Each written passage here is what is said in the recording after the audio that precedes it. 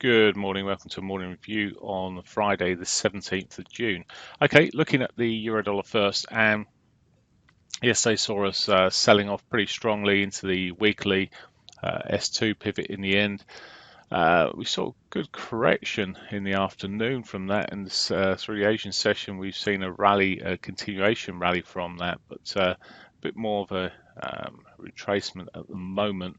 Looking down the time frames, and we've got the daily pivot not that far below us, which is potentially in reach here. News-wise on the euro today, there's little due out really. There's also there's the economic finance meetings going on rather. So there are meetings in Europe which may create some volatility. We may see some of the finance ministers speaking. Okay.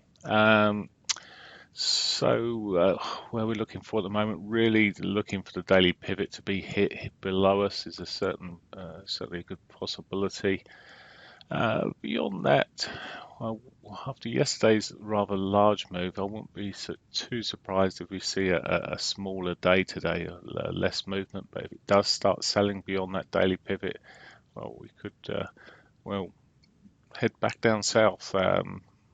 Whether we'll see such a big move as we saw yesterday. Yesterday's move was the biggest one we'd seen for some time on the euro, moving over 100 just 164 pips there. That's near enough twice its daily movement that we saw yesterday. Okay, so at the moment, look at erring on the bearish side. We'll sort of see how it reacts off this daily pivot. I would only be looking on the longs and the break of this sort of upper trend line that we've got sort of starting to form across the highs here. And if we see that, well, then I'd be looking back for yesterday's highs. There's certainly a possibility towards that 200 MA that's sitting above us. Okay, pound dollar. Well, the pound saw the biggest amongst the biggest price action going on yesterday. Managed to trip out my little swing trade and then put in a beautiful reversal and continue back up to my initial target from the swing trade, which was there. But it's at the moment looking, well, again, a little bit of, when you come down to the hourlies, we've got the daily pivot below us, and we could well be on target for that if it continues in this way, although much more support before we get to that. We've got the 60-21s, and that may just stall it a little bit. Also the price action,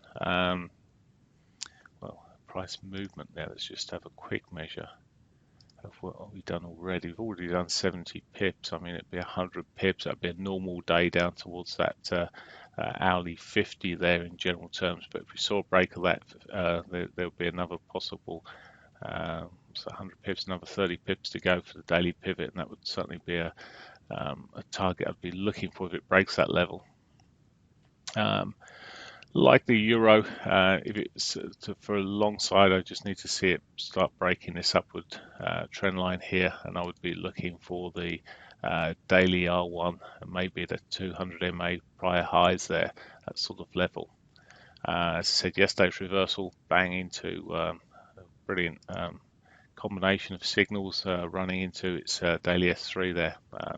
Absolutely perfect. Right, moving on, dollar yen.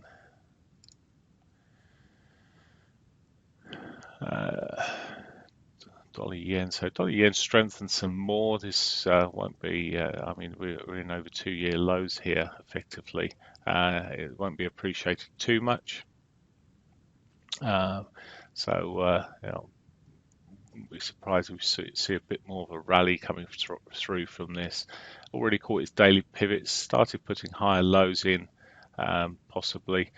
The only way I'd be looking for longs if it breaks the 34 moving average, so that sort of downward trend that's running in the short term there. I'd be looking for maybe towards the 50 or R1, maybe a big ask back to the R1 today. Aussie dollar, we've a little bit smaller range yesterday, less volatility relative to some of the other markets there maybe, but still some key movement and a retracement, same sort of thing, dollar risk off sort of plan coming in the afternoon.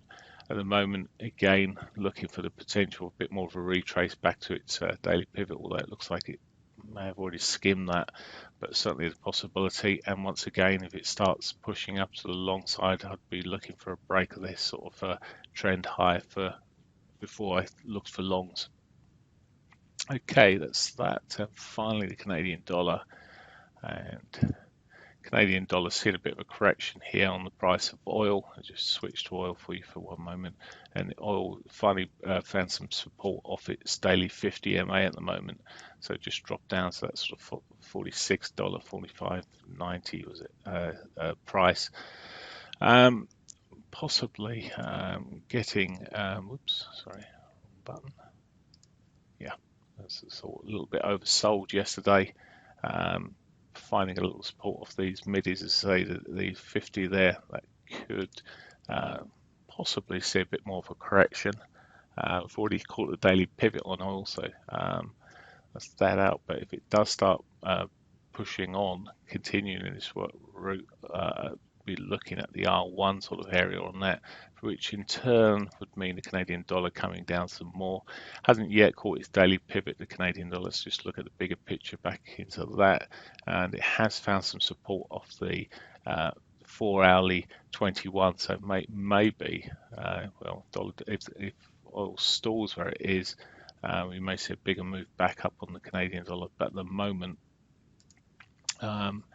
it looks like almost like a little bear flag bear flag sitting there. So if it breaks, they'll be looking for the S1.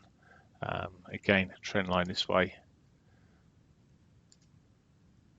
that way, and I'd be looking for the S1 on the correction. We'll just keep an eye on what oil's doing at the moment. As I say, it's moving in direction, stalling a little bit.